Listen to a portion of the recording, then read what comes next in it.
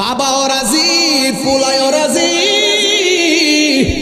সুবহানাল্লাহ কোনে গেলে আর আসমানটা থর থর করে কাঁপতেছে। কি হইতেছে? বাবা হইয়া সন্তানের গলায় ছুরি চালাইব, এটা কেমন ইতিহাস? এবার সন্তানটার মাটির মধ্যে শুয়াইল। ও বন্ধু, ফালাম্মা আসলামা ওয়া তাল্লাহু লিল জাবিন,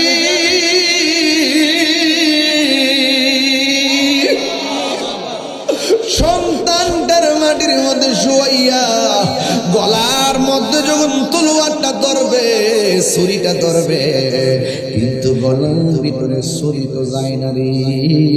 পাথরে টাচ করলে পাথর ফেটে যায়, কিন্তু গলার মধ্যে ধরে না। ইব্রাহিম নবী ছুরিরে ডাক দিকে, ছুরিরে গলা কাটস না কেন?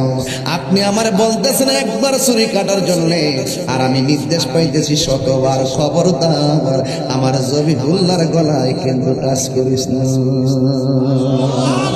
আল্লাহ তখন কেন দেখেন, এবার যখন এইভাবে লাস্ট যখন দুইবার দেওয়ার পর তৃতীয়বার একদম চূড়ান্ত, এবার যেই মাত্র চূড়ান্ত ছুরিটা চালাইব, ওই মুহূর্তে আমার আল্লাহ ডাক দিয়া কয়, জিব্রাইল, ও জিব্রাইল।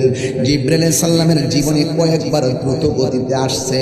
একবার হলো ইউসুফ আলাইহিস সালামকে তার 10 ভাই মিল্লা যখন কূপের মধ্যে ফেলে দিয়েছে, আল্লাহ ডাক দিয়ে, ও জিব্রাইল, আমার ইউসুফ কুয়ার পানির সাথে বডিটা লাগার আগে তোমার পাখাগুলো পানির নিচে বিছাইয়া দিয়া আমার ইউসুফের জন্য বাড়ি বানায়া দাও। দ্বিতীয়বার হলো, দ্বিতীয়বারটা পরে, কিন্তু আগে কইতাছে ইব্রাহিম আলাইহিস সালাম বলে দ্বিতীয়। এরপর বোঝার জন্য বলছি, উহুদের জমিনে যখন আমার নবী যখন দন্ত মুবারক ভাঙলেন, মাথা মুবারকের উপরে যখন হেলমেট ঢুকে গেছে, আর রক্ত মুবারক হলো বায়া বায়া এই দিক দিয়ে যখন কইরা, যেই মাত্র দাড়ি মুবারক থেকে রক্ত মুবারকের ফোঁটাটা ঝরে গেছে, আল্লাহ ডাক দিয়ে, ও জিবরাইল, যাও যাও, আমার বন্ধু নবীর দন্ত মুবারকের রক্ত মুবারক জমিনে পড়ে যাচ্ছে। একটা ফোঁটা মুবারক যদি জমিনে পড়ে, কিয়ামত পর্যন্ত এই জমিনে কোনো গাছপালা হবে না। তাড়াতাড়ি যাইয়া আমার বন্ধু নবীর রক্ত মুবারকটা হাতে নিয়ে নাও।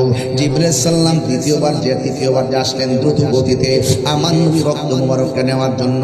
আর তৃতীয়বার হলো ইব্রাহিম আলাইহিস সালাম যখন তিনি গলার মধ্যে ছুরি চালাইব, ছুরিটা গলায় যাওয়ার আগে আল্লাহ বলে, ও জিবরাইল, জান্নাত থেকে একটা দুম্বা লইয়া আমার ইব্রাহিমের কাছে যাও। এবার দুই দুম্বা